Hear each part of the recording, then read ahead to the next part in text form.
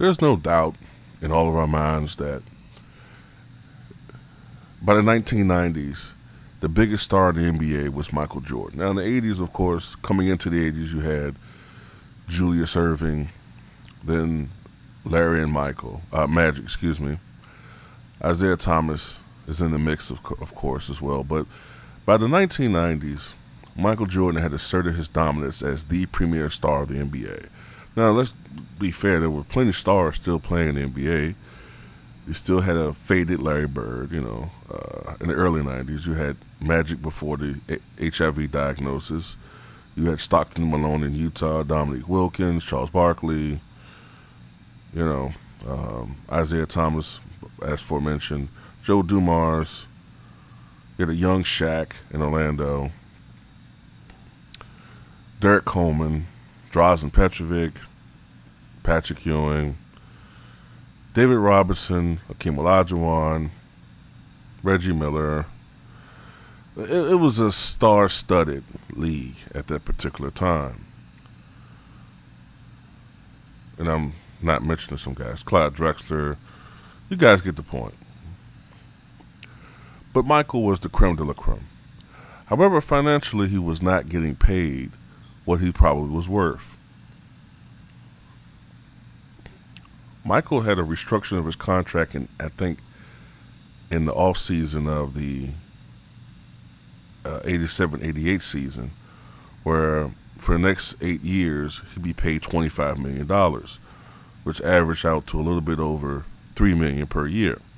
At that time, that was a great contract, but the NBA from 1988 to 1996 had exploded in popularity, and with the explosion in popularity, largely created by Michael Jordan,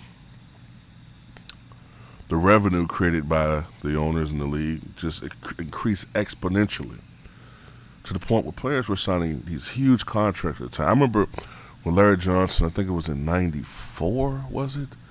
When he signed that, I think it was like a 7-year, $84 million contract or something like that. At the time, that was a mind-boggling contract. And then, soon afterwards, you start seeing these huge contracts. I think Juwan Howard, I'm going to be a little off with some of the numbers, okay? But forgive me, it's been 20 years. But I remember Juwan Howard signed something like a 7-year, $105 million contract.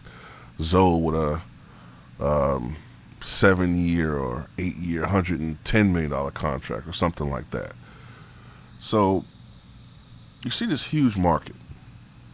These guys who were largely unproven at the time, talented, yes, but still relatively unproven and without the championship pedigree that Michael Jordan had already accomplished.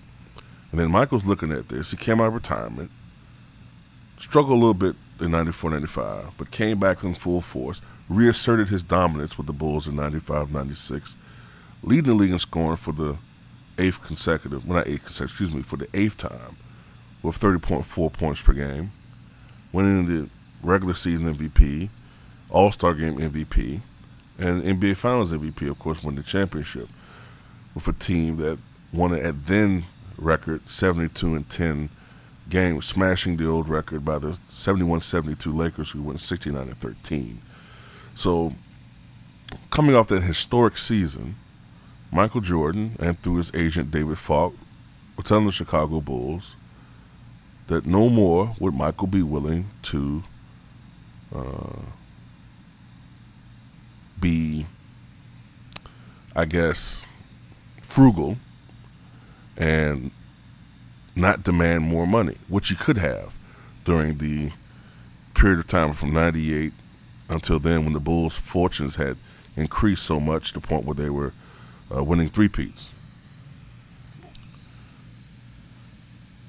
Now, in July of 1996, Michael Jordan's contract expired, and he became a free agent. Now, I remember this particular time. Everyone assumed that Michael was going to resign with the Chicago Bulls, and ultimately he did. But what many people don't know is how close Michael Jordan came to signing with the New York Knicks. Michael Jordan and David Falk wanted to set a bar for themselves. Now, at that time, Patrick Ewing was receiving a record payment. It's one of those balloon payments that come toward the end of a contract. Well, he was receiving a payment of $18 million. I think it was that prior season. No, I think it was actually 96, 97. I think that's when he was going to receive the $18 million contract, balloon payment. So David Falk and Michael Jordan came to the Chicago Bulls organization and said that they demanded a payment for one season. They didn't want a long-term drawn-out contract. At this time, Michael Jordan was 33 years old and knew that his prime years were coming to a close, so he signed one-year deals. And the Bulls, Jordan and Falk came to the Bulls and said they wanted a one-year, $18 million contract, which would have matched the highest contract amount in league history at that time. Like I said, Patrick Ewing was going to make $18 million that season as well.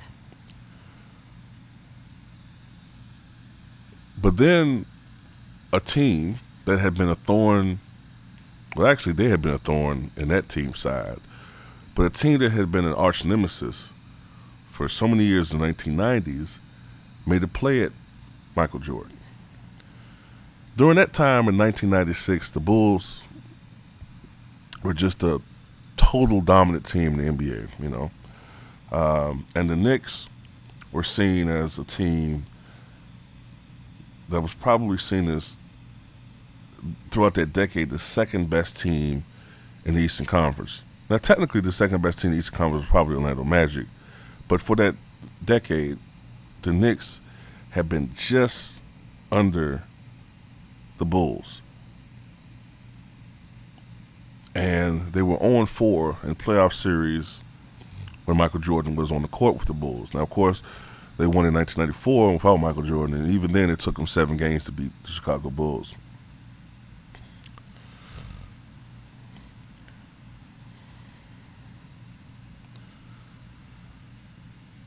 At that time, the New York Knicks were not owned by James Dolan, but they were owned by ITT Sheraton and Cablevision. And they stepped in and offered an unprecedented one-year, $25 million deal for Michael Jordan to play for the New York Knicks. When Michael Jordan and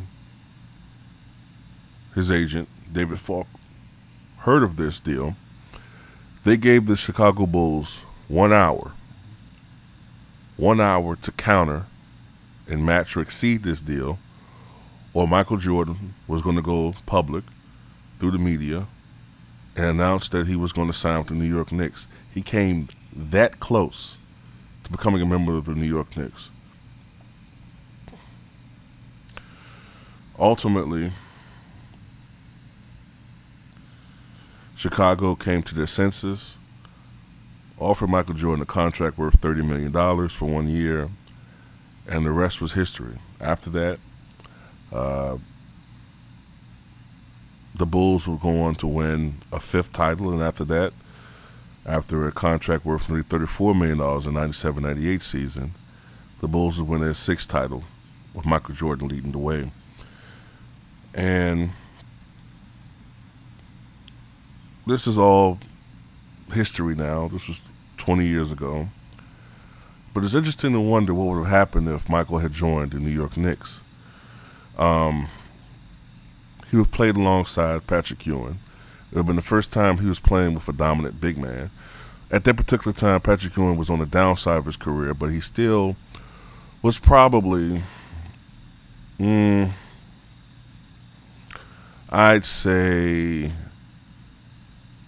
off the top of my head, the 4th best center in the league behind Akeem Olajuwon, Shaquille O'Neal, and David Robinson. Although David Robinson would go down with an injury in the 96-97 season. But you get what I'm saying. Patrick Ewing, despite the fact that he was declining, still was a guy that would give you 21 and 11, 2.5 blocks per game. Still a very good, effective center. Both of them had enough left in the tank, Michael and Patrick Ewing at that particular time. I think that Knicks team, probably, barring injury, would have probably been the favorite to win in the East. I think especially considering the fact that, as history would prove, Shaq would leave Orlando to go to the Lakers, and the only other team I see in contention would be the Miami Heat. I think with Michael Jordan playing for the Knicks, I think that the Knicks would have been just too good for the Bulls, for them to beat the Knicks, the Heat beating the Knicks. As for the Chicago Bulls, without Michael Jordan on that club, with Scottie Pippen slowly declining, I could see that team struggling offensively. I think they would still be a great defensive club, but offensively they would, because you got to remember, I remember a lot of games in 97 and 98 where the Chicago Bulls struggled offensively with Michael Jordan. Michael was becoming a little bit more of a shot jacker. Offensively, he wasn't quite as crisp, I guess I would say, as he was early in his career. And his mid-range game suffered a lot in 97, 98. I think a lot of it had to do with diminishing skills and age, but a lot of it also had to do with the injury to his shooting hand. But that Bulls team, I think, would have been severely weakened and diminished without Michael and the team. But that's just my opinion. I just wanted to make this video to tell you guys how close Michael Jordan came to being a member of the New York Knicks. Kind of interesting, but tell me what you guys think.